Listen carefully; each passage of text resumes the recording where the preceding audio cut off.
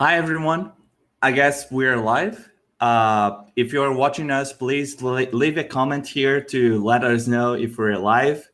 I can see there are many Brazilians here today with us. There is Ingrid, Marina, Isabella, Jefferson.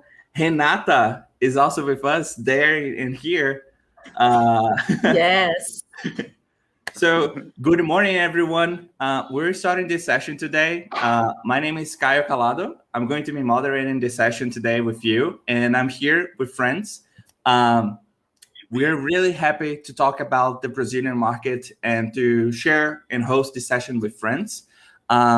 This session is called Conversational Market with Brazilian Accent. And the reason of that is we would love to engage with the international community. And we would love to talk a little bit more about the Brazilian culture, use case, and other interesting things that we only see here. So during this time, we're going to share a brief overview about the Brazilian market, talk to you about some things that we learned or some experiences that we have, and also share with you another insights about the local communities.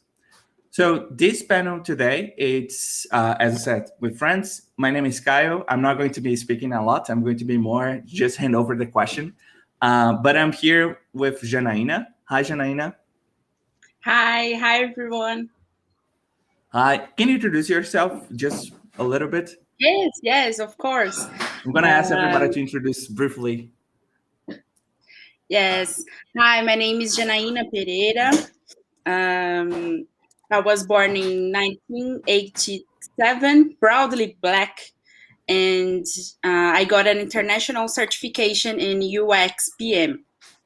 I started my career as a social communication, doing scripts for audiovisual, like radio, TV, cinema, and games. But I found my purpose in voice technology. So from uh, 2011 and 2019, I designed IVR solutions for large and small companies and lead teams as a VoIP specialist. And in 2020, I started working with smart speakers, do conversational interfaces in general, teach about VoIP in courses, and participate of tech communities like VoIP BR and Women Voice Brazil. Is this? Welcome. Let's go with Renata. Ladies first. Hi, Renata. Good morning. Hi, everybody. Thank you for being here with us, sharing your time and attention.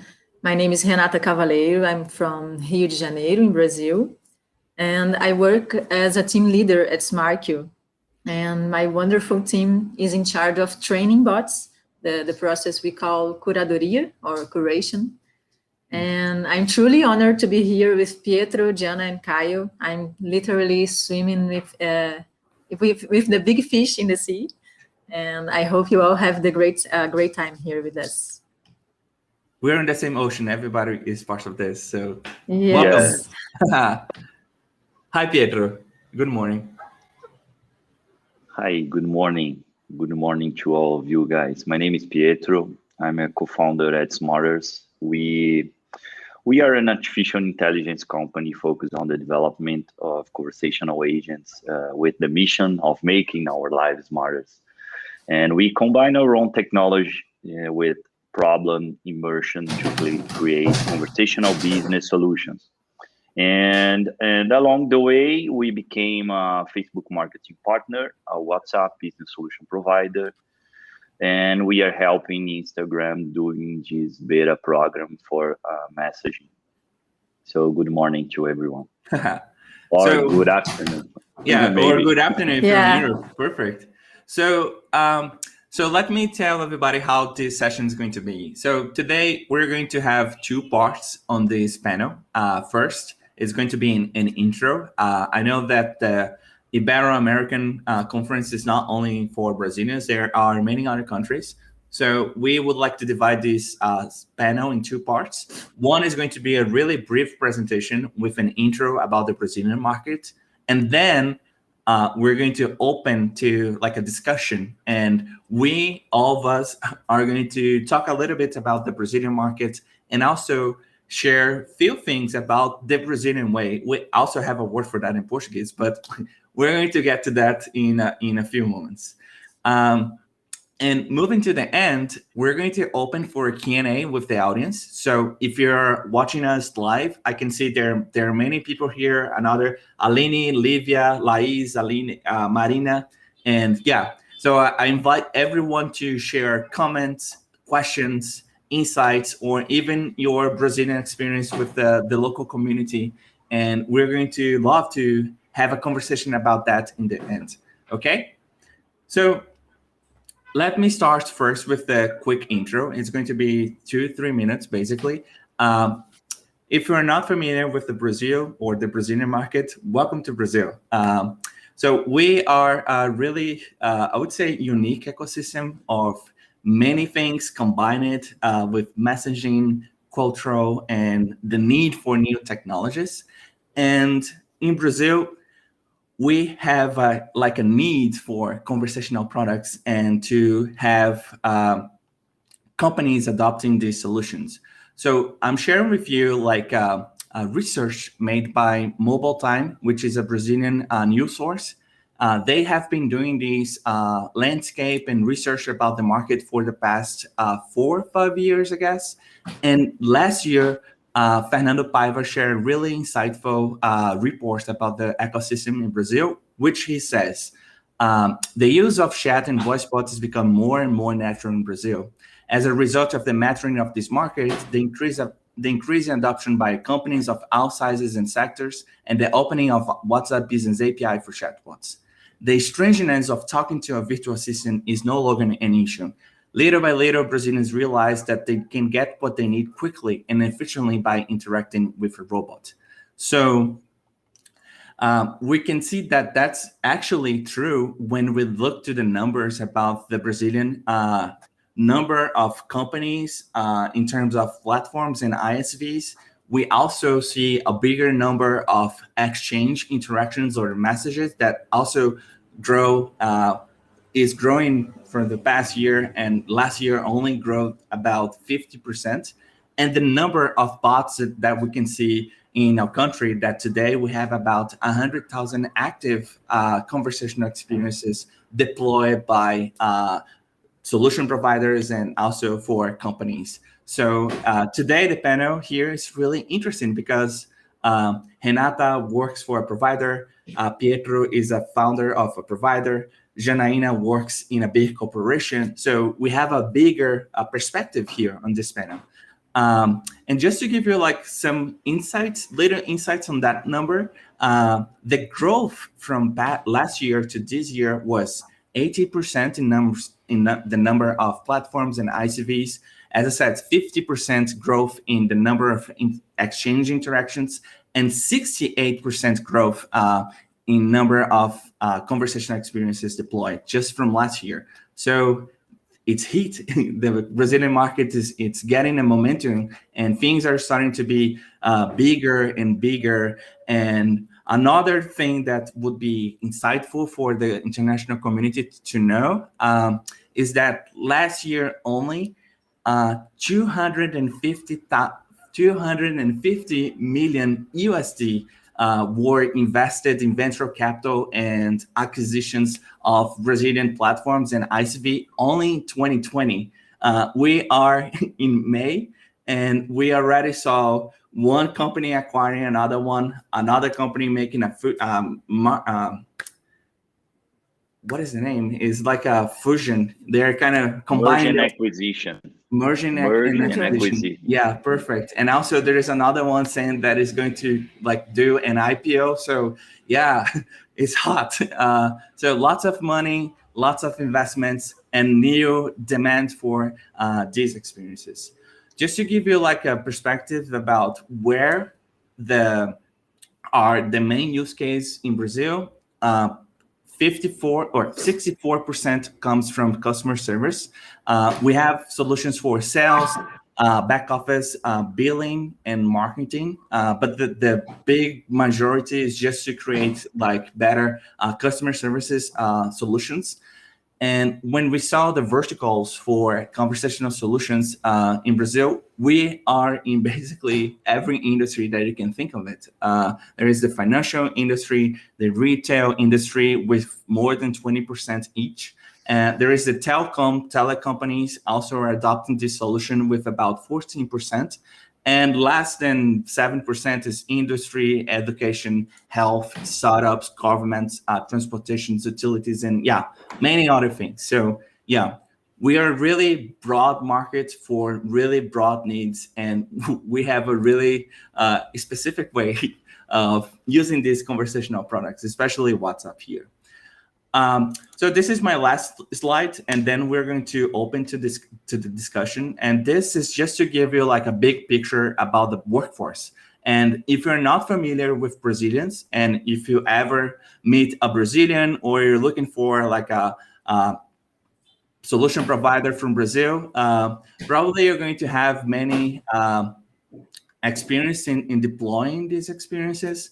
And the reason of that is because we have many interesting and cool roles working in this industry. Last year, we did a survey with the communities, Bots Brazil, which is the community that I'm part of it, Vui Design, Vui Brazil, also Janaína is here, Women in Voice, many other communities. We created a survey to understand a little bit about who is working in the industry and what this person is doing. And so this is a big picture from that research. So the top 3 roles that we see in the Brazilian market are developers, UX writers, and UX designers. So we have many developers, but we have many folks interested in the product side of it. But we noticed that 1 out of 4 people in Brazil, they actually have a specific role or combinations of functions in this industry. And this is really part of our culture. We do many things at once. I don't know how. We are kind of an octopus. I don't know how, but we kind of do that. And we saw that in the survey. And there are many other roles, of course. Content curators. This was something that when we were discussing for this panel, Renata actually asked her, how can I say what I do with the international community? Because the name of the word, I don't know how it's spelled in other countries, because here is curadoria, but I don't know if they use curator or training bots. The name is something that can change according to the country or even the region. And it depends. And down here we have like Janaína, content ops, which is a really cool role. And we don't see that in many other cultures and markets. And so you can see all this in Brazil. And also just really little nudges about the Brazilian workforce. We are new. It's a workforce with many new professionals. 1 out of 3 people, they're working in the industry less than a year. The average of people that works in the industry is about 24, 29 years old. I am included on that. It's a kind of gender equivalent ecosystem. If we're going to talk to specific people working in the conversational industry, you're going to see that it's a little bit equal, but it's not perfect. So we have about 40% of women and 58% men. I'm talking about specific people working with conversational UI, because when we look on that data, considering the IT side of it, the numbers just dropped. Like there is a majority of men. Unfortunately, we have many white people working in the industry. We're really diverse culture as Brazilians, but in the research we saw that the majority is white people, and we have a small LGBTQIA community. About 20% of the people working in the industry declare they're part of this community. So I guess this is it. This is a bigger picture. Brazil 101 in 5-8 minutes. So I hope you can review this. This is public. You can go back on our slides and check that out later. I'm going to make it available so you can see that later. But let's talk about the Brazilian market. So I'm done speaking. I'm going just to be hand over the questions, and I'm going to be having a conversation with you all. So my first question today, I cannot talk about what is going in Brazil and what is going in the conversational industry without saying about the COVID. So let's start with that. Opportunities and challenges. May I start this one? Sure. Yeah. Yeah, sure. Go ahead, please. No. Yeah, opportunities and challenges for the Brazilian market during COVID-19. Why, how, and what, Pietro? Let's yes, start. Yes, sure. I believe that in the beginning we have to give a little context to our international community, a little bit more about Brazil and Brazilian people. We are known for our creativity. Creativity that we were forced to have by living many years with our successive downs and ups of our economy and due to the complexity of our tax system. For example, taking a few steps back, even before the existence of conversational channels such as Messenger and WhatsApp, it's important to remember that we have to pay to send an SMS in Brazil. So when WhatsApp was released, for example, its adoption was very accelerated because it was a free alternative to interact with people. And since then, Brazil has always stood out with the numbers of monthly active users. And today, for you all know, almost 100% of Brazilian population has a WhatsApp account. And for many of those here in Brazil, WhatsApp and social networks are the internet itself. So after giving this context briefly about our culture and why we live creativity out in our day by day, COVID-19 came, and if in one hand it brought challenges because in a short time we are all locked inside our homes, it also brought opportunities for online social networks, for example, and e-commerce. For example, in 2020, 20 million Brazilians made their first online purchase. 20 million Brazilians made their first online purchase. And for you guys to have a dimension of what it means, if I am not wrong, I do believe that Portugal has 10 million people. So 20 million Brazilians made their first online purchase in 2020. So enterprise, they were forced to accelerate their digital transformation process, and the small and medium business, they went like into a survivor mode. And for many of those companies, conversational channels became almost their only strategy. So I do believe that combining all these opportunities with this creativity that Brazilian people we were forced to have, we have these numbers that Caio just exposed to us. So in 2020, our market attract more customers, a lot of money, as you saw, and for me, the best part is a lot of new talents. Many people from other markets have taken their first step towards conversational business, and I think this is the most important number, the most important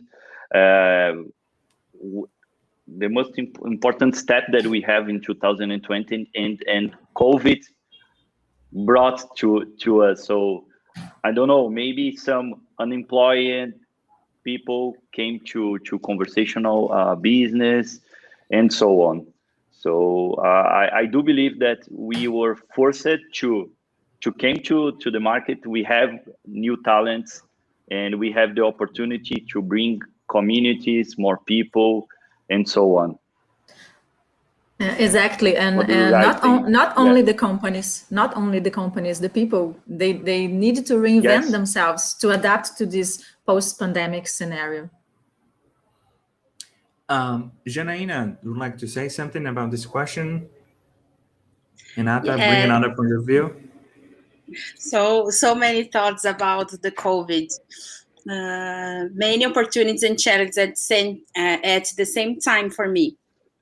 I even wrote an article for the Bots Brazil community about the human touch in times of COVID.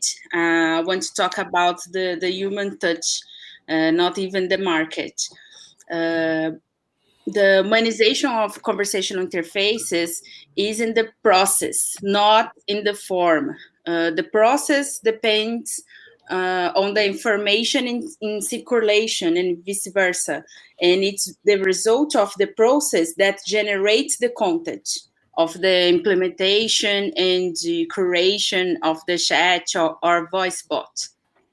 So I always thinking about the process. What are the transformations in our process that COVID bring to us? Bring it. This is my 2 minutes of comment in this question, because she's so big and have so much impact. But is this where is the human touch with these new people that Pietro said? The human touch in all these money application that Caio exposed. I even thinking about this. This is not. This didn't the end. So I'm gonna think about more about it. Is a great question. Yeah, I guess that we need to understand more about how to adopt technology and how this is going to impact the society and other parts of it. Renata, would you like to add something, or we Not can move that to the... we can move forward.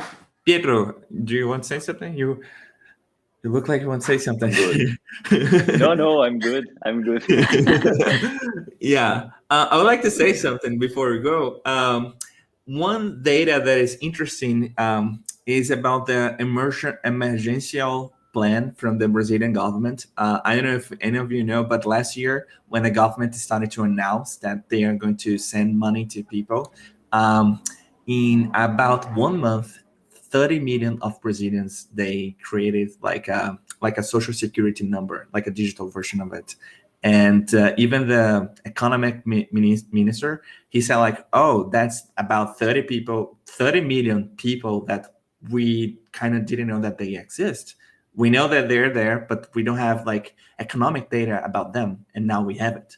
And Microsoft, for example, in the last report for investors in April last year, Satya Nadella, he mentioned that we saw 2 years of digital transformation in about 4 months. So many companies, they needed to digitalize themselves, and they needed to adopt the business operations, and yeah, like for us, we could see that in a country. And yeah, many companies today, that it's not only about the chatbot and voice bot, it's a whole other ecosystem and interactions and things like that. And that kind of brings... Yeah. Oh, okay. Finish, please. No, please. I was about to move to the next question. Please say it. I'm just gonna say that some research talk about the Generation Z. The Generation Z is 18 and 24 years old. Is the most optimistic about the economy. The other generations just have some concern and are pessimistic. So the Generation Z is the key to this market. about these researches. And just to add, Yep. may I? And Please. just to add, you were talking about these 30 million people, but I do believe that we have, I don't know, maybe almost 100 million people that during COVID use that app to receive this money from the government. See? Yeah. So imagine that in January, I don't know, maybe a single mom with, I don't know, maybe at the 60s, didn't use the internet, and now she's learning how to use an app. This is digital inclusion. Yeah. So it also helps the conversational business itself, because imagine the impact of those new, Yeah. Let's deep dive on this in the next question, because we're going to talk about the Brazilian way, and then we can deep dive in the Brazilian country. But the economic crisis were really bad for many businesses, and this was, of course, bad for people also. And with a new high demand for the companies to deploy this conversational experience, the companies needed to hire people, and then people they were not aware about how this market works, and they need to be skilling, right? They need to have education about that. So the next question that we have, which Renata, I'm going to direct to her. Okay. So we're going to talk about hiring on high demand. So with the lots of money, lots of needs of conversational experiences, we don't have that many people working in the industry. And so the companies had the challenge of hiring and skilling these people. So what happened during the last year? Can you share a few thoughts and few ideas with us? Yes, sure. Well, here I can talk about my recent experience at Smartio itself. In the past 8 years, I've been working with tourism. And as you can imagine, it was severely affected by COVID.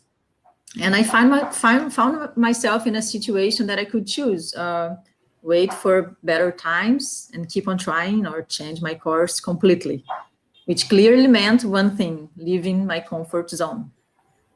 And many people took this opportunity to make a career transition, investing in knowledge, studying and training. And then I got into Smartio, an incredible opportunity.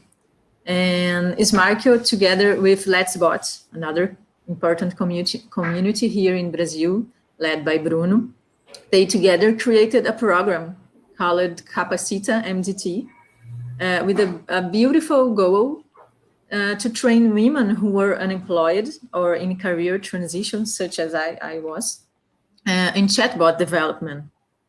It was a really beautiful initiative that allowed thousands of women to learn about the universe of chatbots, that formed new talents to work in the market. And of course, we benefit from this by hiring almost 20 women and counting. So it was a great success and didn't stop there. People at Smartio continued to invest time in training and qualifying more and more people. New courses are already taking place, such as UX writing. And the expectation is to continue in helping to bring more people to this conversational AI world. That's what we are doing, and we can see that other companies are taking the same path. Yeah. Janaína, Pietro would like to add on that something? Just a little comment. I was thinking about this too. Those who were process of studying and migrating to our area took advantage, because the jobs opportunities increased, like Caio said and Pietro said too, and the market was much more heated than ever. So the Yeah. difference between a selection process in a corporation A and a corporation B was how the company was facing the protocols and taking care of the mental health of its employees, because this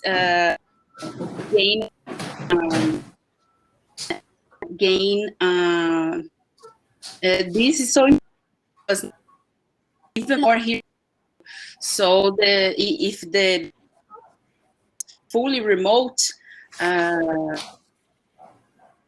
better for all the people, even to our area, and the position is presential. This is not important right now, even thinking about this migration to chatbots and voice bots.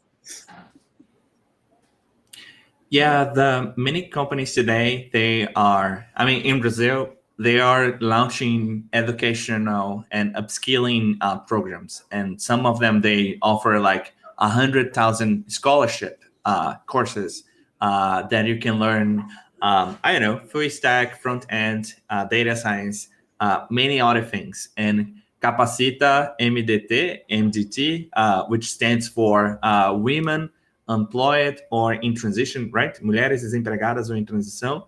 Exactly. It was a specific program designed by a company to the conversational space.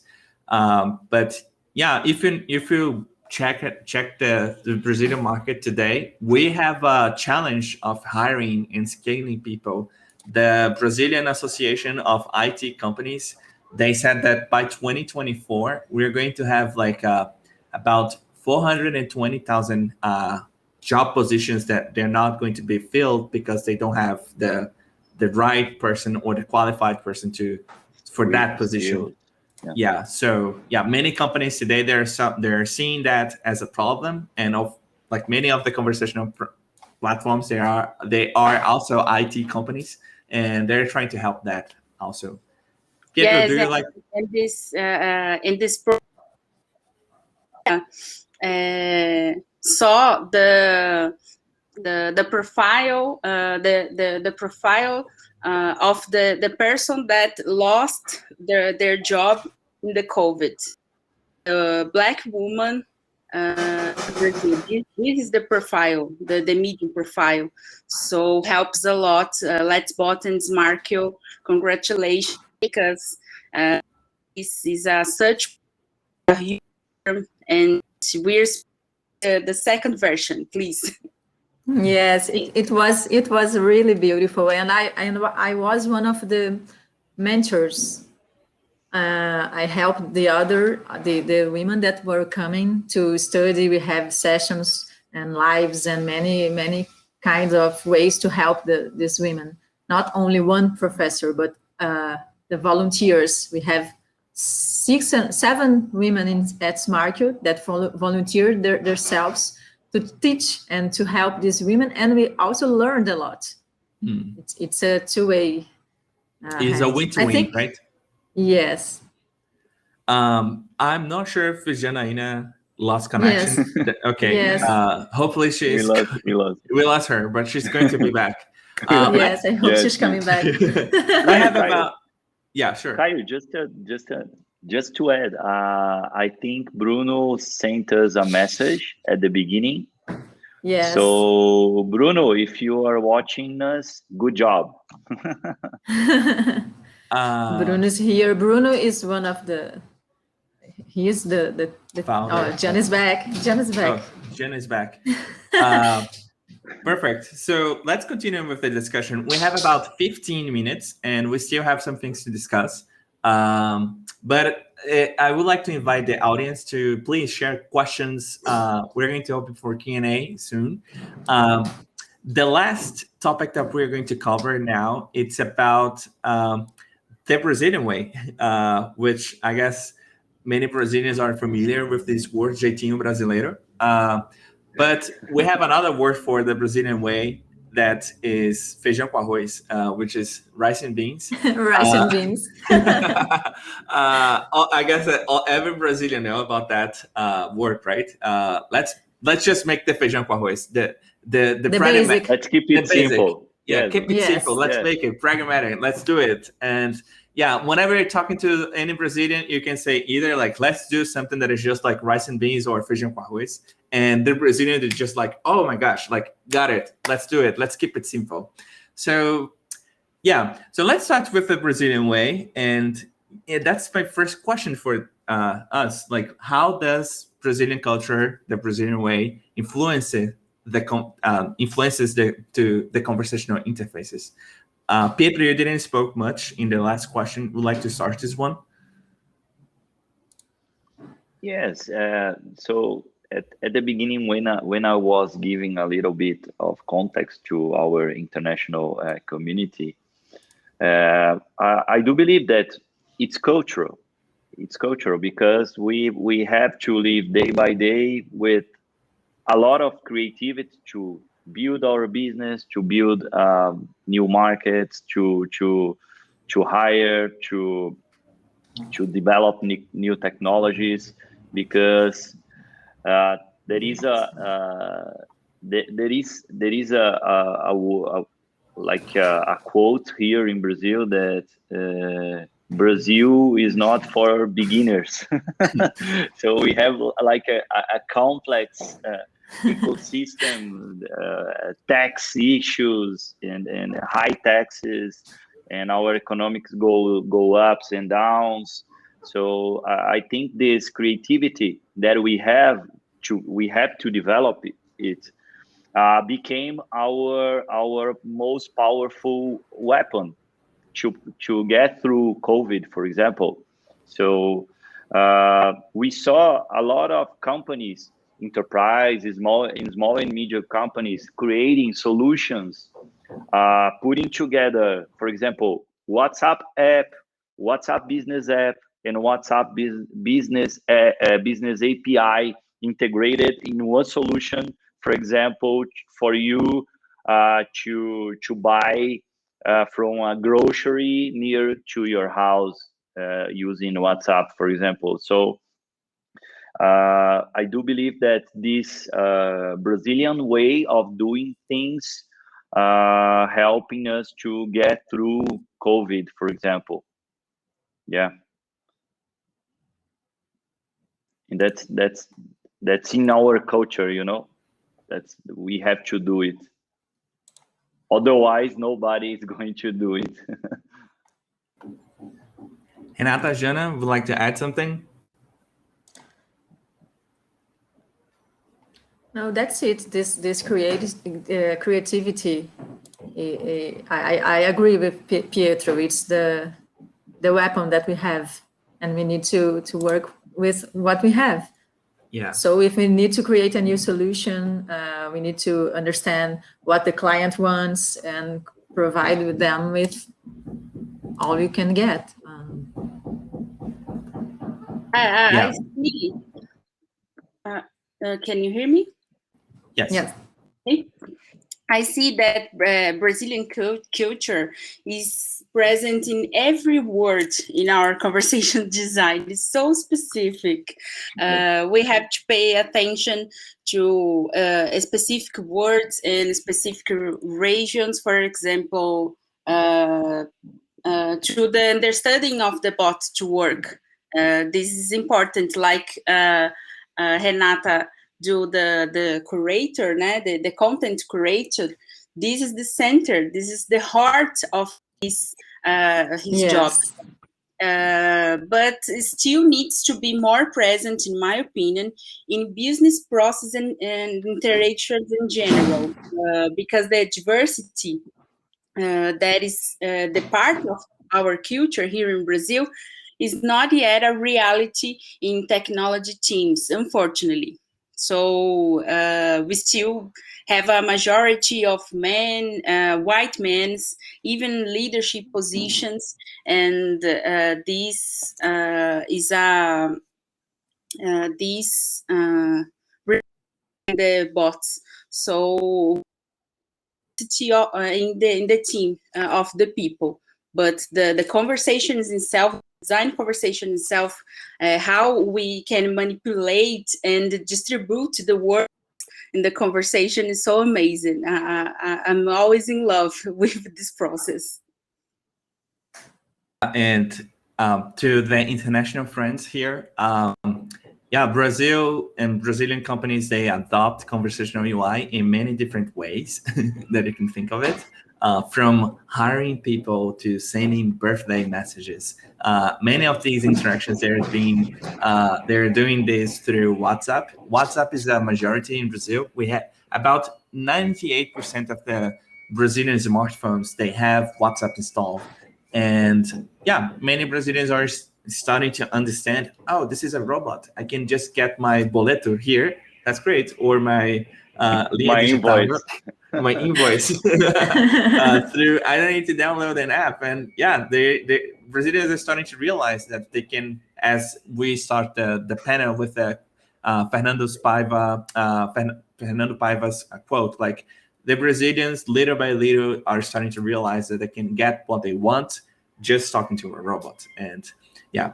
And I would like to add one more thing, Caio, that as we saw in your slides, we can understand that 65% of the usage of conversational channels are for customer service, right?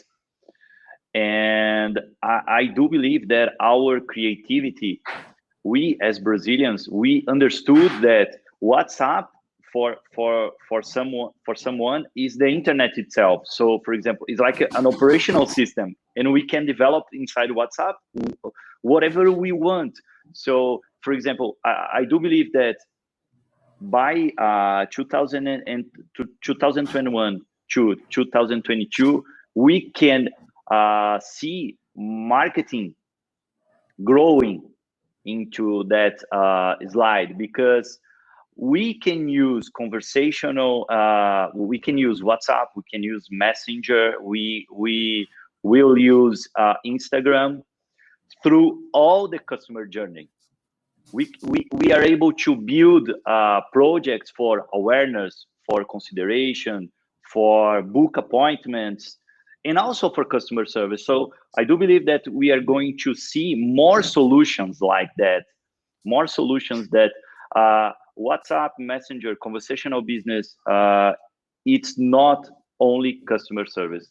I do believe that this is the most creative part that Brazilian community are helping to improve all those messaging application. Yeah.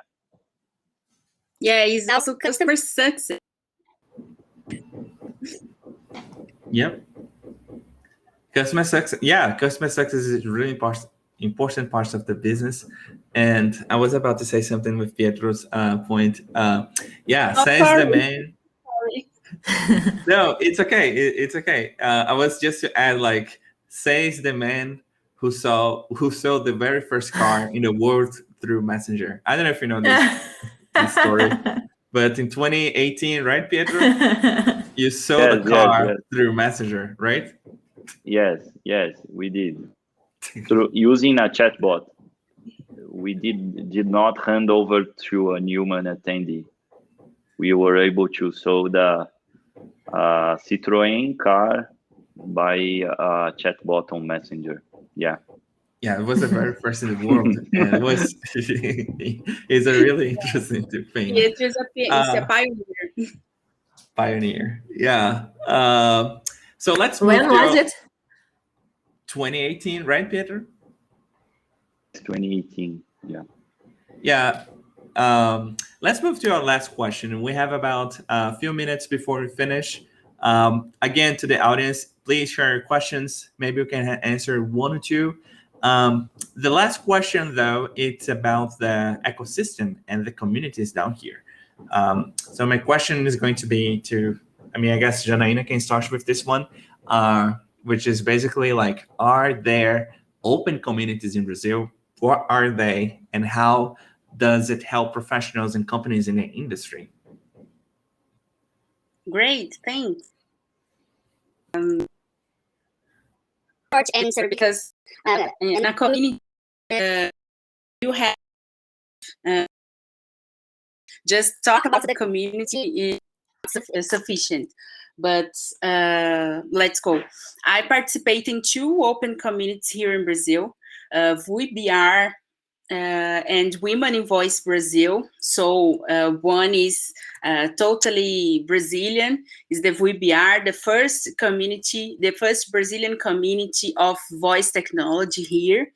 And Women in Voice Brazil is a part of a global community that started in Estados Unidos, United States. And the objective of this community is to empower women in voice technology.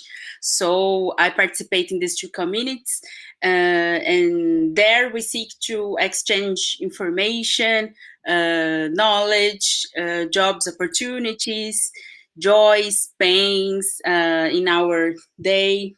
It's essential for people to relate and discuss the impact that any new position, new tool, new design, a new book, what news can bring us as an industry of professionals. So I'm so happy to participate of both communities, and my tip for the audience is participate of our local community. This gonna change your career, and will open your mind to how to situations that we have, and we want to discuss. We must discuss the situations. So I'm always in love too about the communities. Pietro, 2 cents on communities. You're a really important person for the Bots Brazil community.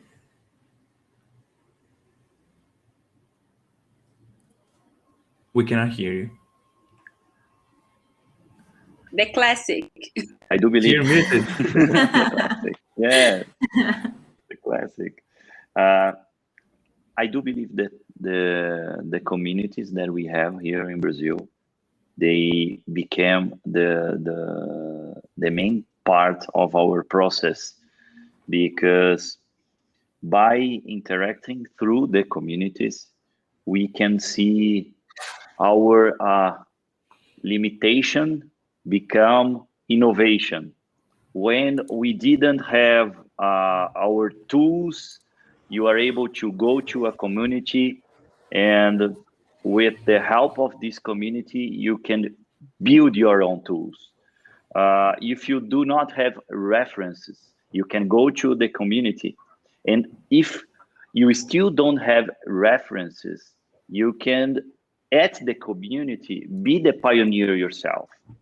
So if you do not have resource, you are able to interact through a community to conquer your resource. So as we are together working in Bots Brazil since 2017, and we saw how this community grow through these years, and how it helped the whole ecosystem to generate another communities. And we have a lot of, how can I say, spin-offs from Bots Brazil. So I don't know, Caio, but I am very proud of the work that Bots Brazil did for all these 5 years. And when I look back, I can understand that, yes, we did a lot of work, but we are still at the beginning. Because, for example, Renata, she came to our market last year. Exactly. Year, Renata, or this I started year? last year. I started like that too. Yes. Watching the channels, YouTube and podcasts. And so we have a lot of challenges to overcome for the next year, because we need to bring more Renatas to our market. So I do believe that this is the big part and the big hole for our communities to inspire, to be like I don't know, a reference, to be a place to find content and so on. Renata, would like Exactly. to.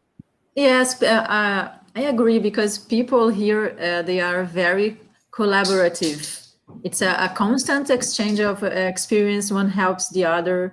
I've already been a student of Jana and Bruno Fazoli. I've heard several podcasts by Caio and tutorials. It's really important, and keep on going with that, because it helps a lot of people. Not from me, but I know that everybody that is in this market is with you.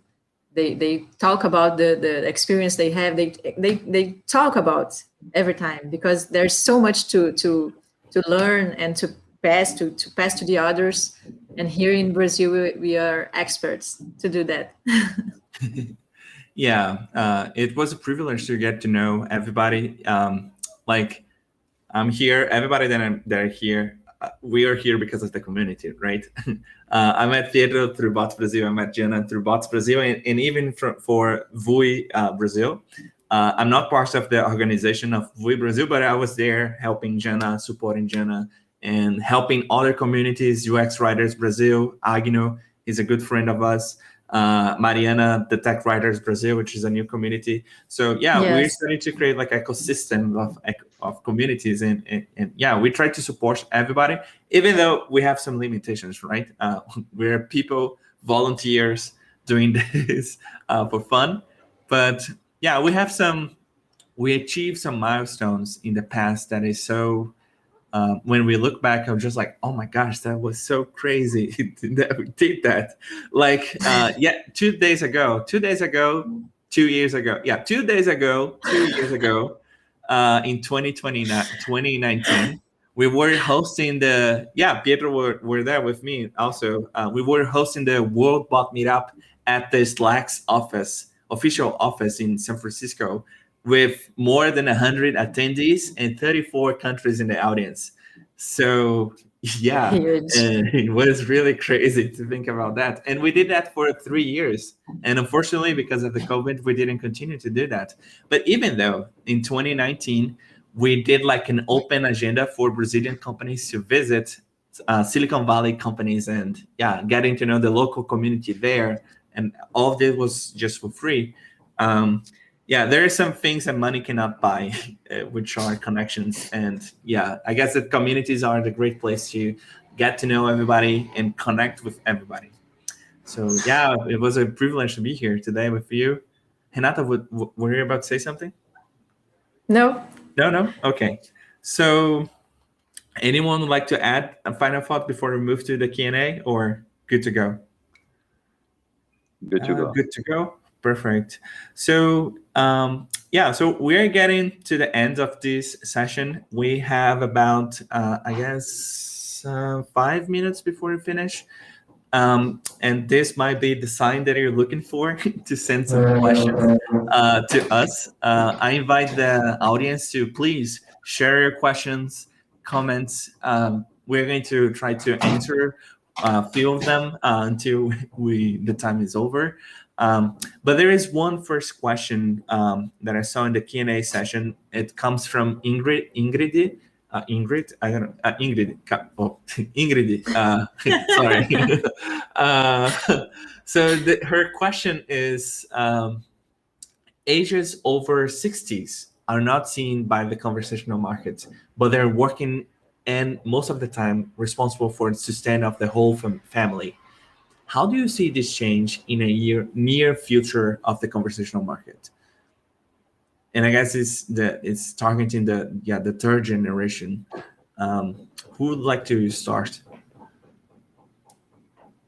Yeah, that the voice technology market need to see these people because they need to optimize and make his day so much more easier.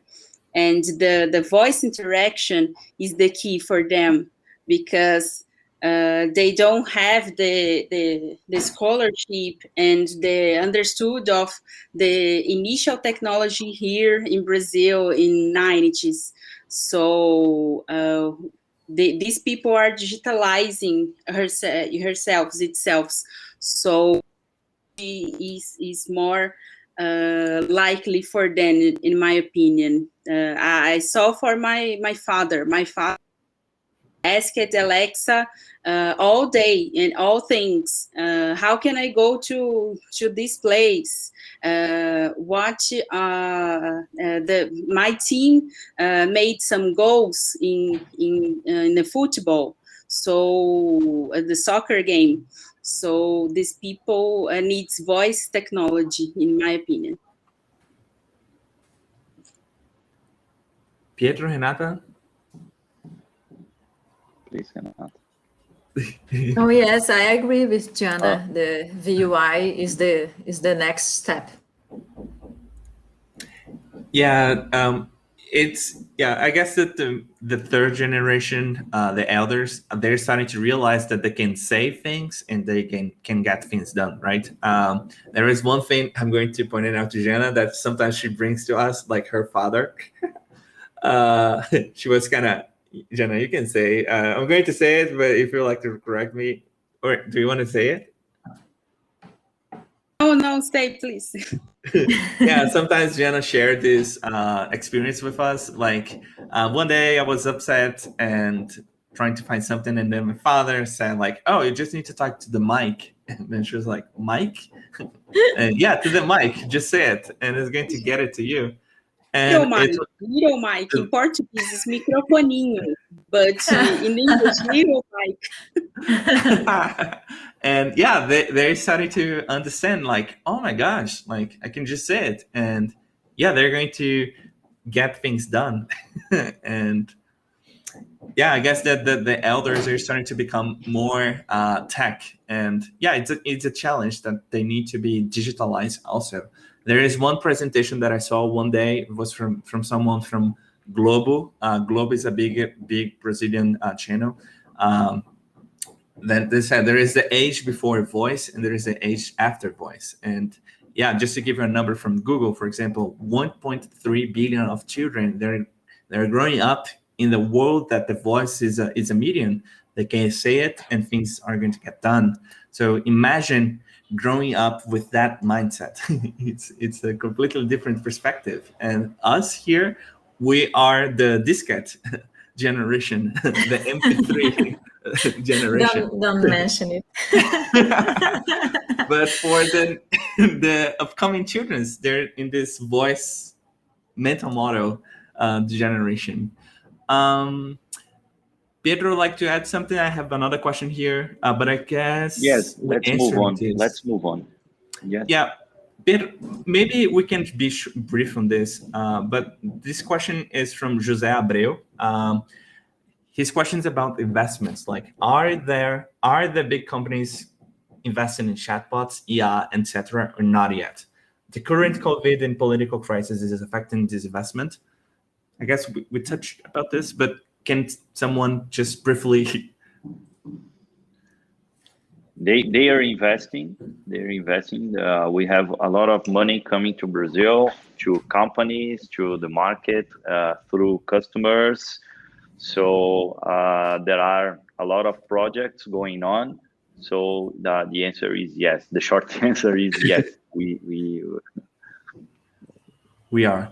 Yes, and I can add something, because at SmartU, I mean, we were 40 people back in the beginning of 2020, and now we are almost reaching 200 people.